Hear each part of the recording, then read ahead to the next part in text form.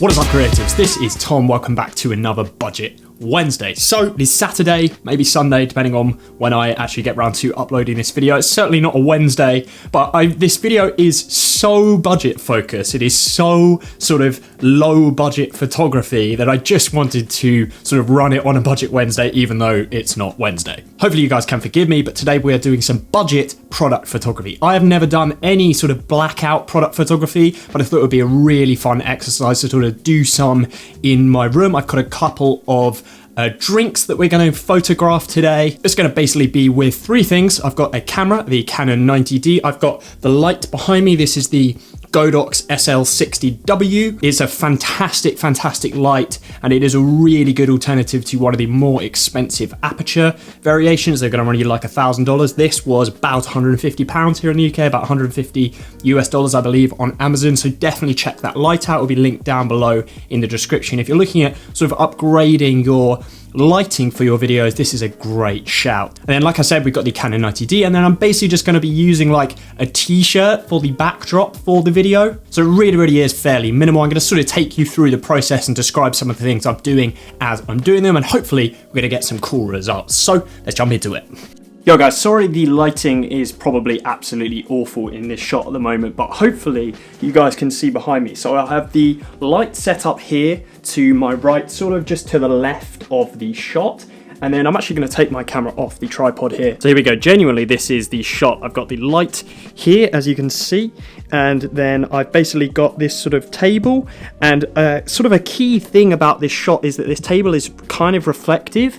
Another really good tip here is that you can use some sort of iPad or some other reflective surface. It doesn't need to be this type of thing, but it just really adds a lot in the shot. And then genuinely, I've just got like a jumper taped, as you can see, like literally just taped to the wall here.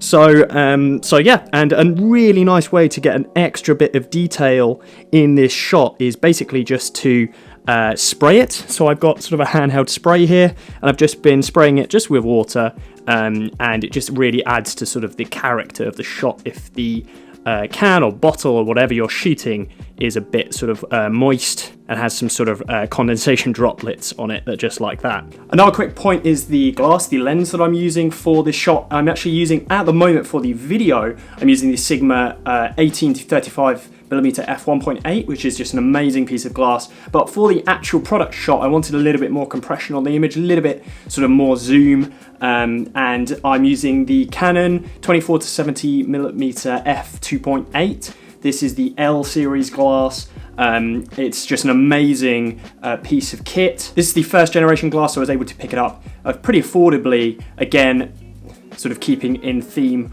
with the budget theme of the video.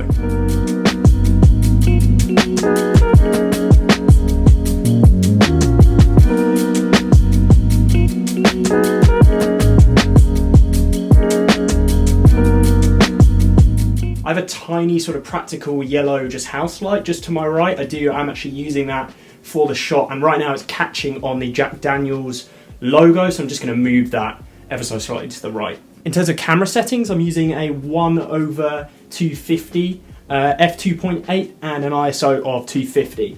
And the shot is coming out really nice, and you do want to shoot this raw, and then you want to edit it down afterwards.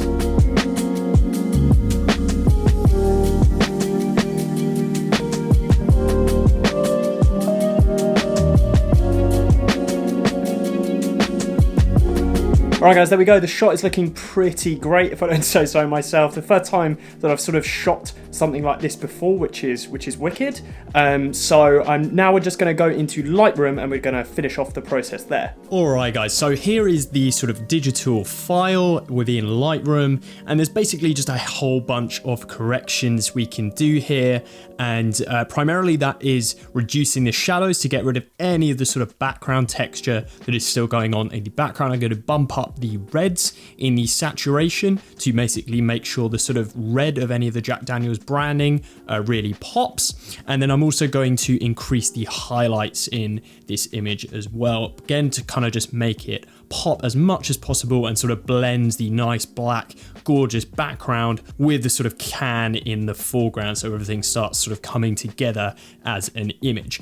I was also not totally happy here with the reflection on the surface underneath. So what I actually ended up doing, and this is a kind of a positive for you guys as well, if you don't have a reflective surface, you can get away without it, is just pulled it into Photoshop and I just sort of duplicated this area on the photo. If you guys want a more in detail walkthrough about how I did this, just let me know in the comments, but I basically just sort of duplicated this area, reduced this down, scaled it in, gave it a little bit of a perspective warp just to make it sort of fit. I gave it two blurs. I gave it a motion blur to sort of blur it out as if it would be reflecting on a surface, because surfaces sort of won't, unless you're using a mirror, you won't get a sort of one-to-one reflection. And then I just gave it a final sort of a lens blur and then sort of just faded over the top. And there we have it. Finally, we are left with a really great looking image. Personally, in my opinion, again, especially considering I just hadn't really shot this type of thing before, it was such a fun exercise to do.